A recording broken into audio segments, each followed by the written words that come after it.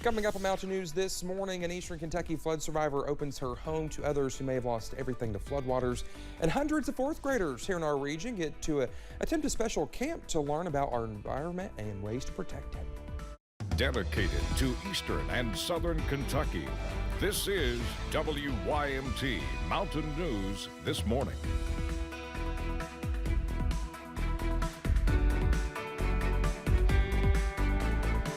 6:31, and it's finally Friday. I'm Dakota Makris. Thanks for waking up with us this morning, and we made it to the end of the work week. And Brandon, I know you're happy about that. So, are you on call this weekend? I am not. Oh, you're not? Nope. Next week, not like next weekend, not this one, but next after work. So I knew that. Yeah. But you saw that one on the schedule. I did see that one on the schedule. There you go.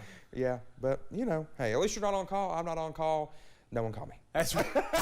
That's exactly right. That's exactly right. But the forecast, fortunately, I don't think we'll have to call anybody. But again, it's going to be a bit soggy this weekend at times. But again, we're not even doing a first alert at this point because I don't think we have any major concerns. This morning, fog is the big concern. We're seeing it downtown Whitesburg there this morning. You might need some light jackets as you head through the first part of your day because temperatures are in the 50s and 60s, from 56 at Irvin to 64 in Morehead. But a lot of folks right there, upper 50s, low 60s out there. Jackson, Ashland right behind Morehead at 63. Pikeville's at 62. Somerset, London, 61, along with Wise, and Harlan is at 60. Everybody else is in the 50s. Regionally, 70 Myrtle Beach this morning, 71 in Atlanta, 65 in Nashville, 61 Springfield, Missouri, 63 in St. Louis, 61 Indianapolis and Columbus, 67 in our nation's capital.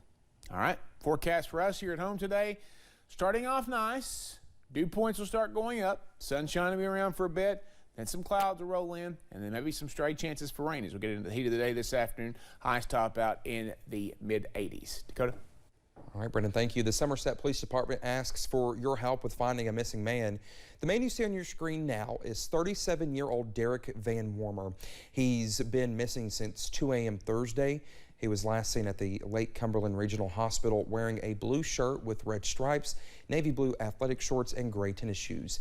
He's thinly built with a beard, brown hair, and hazel eyes.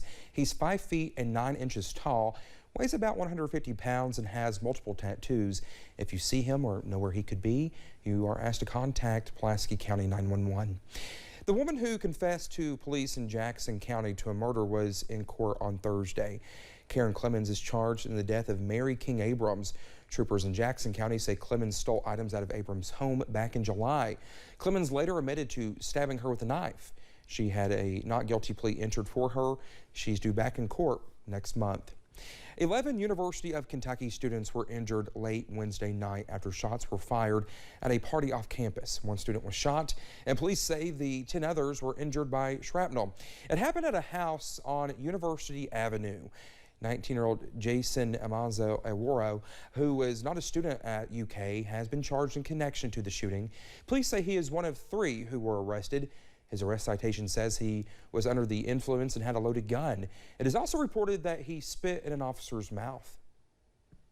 One shot was fired in the residence, resulting in one individual being shot in the leg, and then shrapnel from the round hitting the concrete struck another 10 individuals that sustained minor injuries. Court documents say a victim identified the suspect, saying Waro pointed a gun at him when they asked him to leave the party. His arraignment is scheduled for today at 1 p.m. He also has a status hearing for a circuit court case at 1 p.m. on September 16th. A Morehead State University professor is dead after a drowning at Harrington Lake.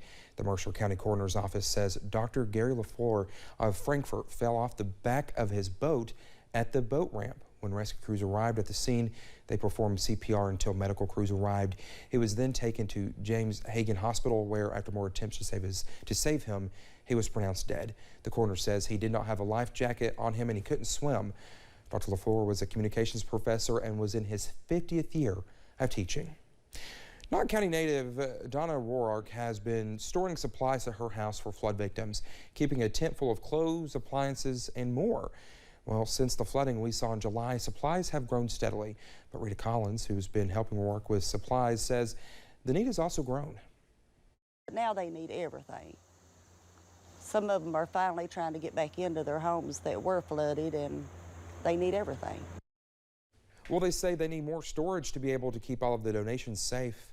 September Fest in Louisa, Kentucky kicks off tonight, and with the recent shooting at an Ohio fair and the incident at Kentucky State Fair, safety is a key priority for the police department. As Emily Bennett reports, festival organizers expect tens of thousands of people are taking steps to keep everyone safe. It's a lineup September Fest has never seen. You know, I think it's an opportunity of a lifetime that we've got this. For their bicentennial celebration, Tyler Childers, Ricky Skaggs, and American Idol winner Noah Thompson are performing at the annual Lawrence County Festival. It's pretty exciting to have all these people come home, be in one place, and all going to perform at the same time. You know, this will never happen again. Festival organizers are expecting 20,000 to 30,000 people filling their town. So the Louisa Police Department is taking extra safety precautions, bringing in multiple law enforcement agencies to help with patrol. We're expecting probably a couple dozen police officers to be on hand with our agency and other agencies. With recent shootings at fairs, plus the large crowd expected, Louisa Police Chief Greg Fugit says they're bringing in more police than any other year. The Louisville incident, you know, thankfully it didn't turn out to be what everybody thought, but it did cause a panic. So yeah, you are concerned about those situations. Officers will patrol on foot and in stationary positions, with first aid stations set up across town. We're making it available to have emergency exits if we need to get the people further away from a certain situation or a certain area, that we should be able to get them out in a rapidly manner. Chief Fugit asking everyone to respect the event, leaving everything but a chair at home. Nobody's allowed to bring any firearms into the festival area. We do respect everybody's gun rights, but when you're coming to the festival, you don't need to be bringing firearms. If a gun is found, he says it will be handled on a case-by-case basis. And if you see a potential threat, Fugit says to call 911. That was Emily Bennett reporting. With the large crowd, parking will be limited in town, so buses will shuttle people from parking lots from the plaza near Walmart. Camping out in town throughout the weekend will also not be allowed. Thursdays on the Triangle returned to downtown Hazard last night, but with a twist. Thursdays on the Triangle became Thursdays on Main. Those with the Appalachian Arts Alliance wanted to expand the festivities across Main Street, making it more convenient for local businesses to take part. We're always trying to find a new and exciting way to offer things to our community and to bring our community together, because that's what the arts serve in a community. The arts can provide that opportunity to get together and to begin that healing that we all need right now. Well, the event kicked off with live music from Emily Jamerson and an open mic night at North Fork Inn, along with other vendors set up downtown. The Harlan County 4-H has been hosting fourth graders from across the county for an environmental camp. The event was held Tuesday, Wednesday, and Thursday this week, and the kids learned things like the importance of recycling, ways to prevent air pollution, and more. Raymond Cox from 4-H says he looks forward to this event every year. The most interesting thing has been getting to see these people come in and see these young kids come in, and they're really excited about learning, you know, and meeting some of these people that do our presenting and learning some things that maybe they're not learning in school. So that's probably the most exciting thing. He says there were about 400 fourth graders from Harlan County there this week.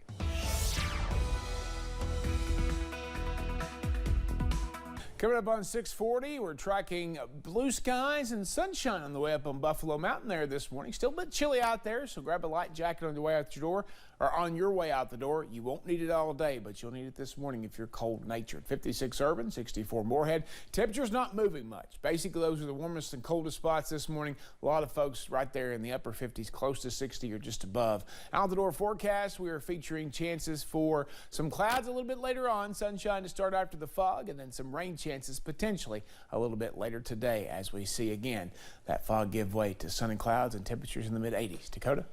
All right, Brendan, thank you so much. When we come back here on Mountain News this morning, the Justice Department appeals a court order for a special master to review materials the FBI seized at Mar-a-Lago. That's just ahead.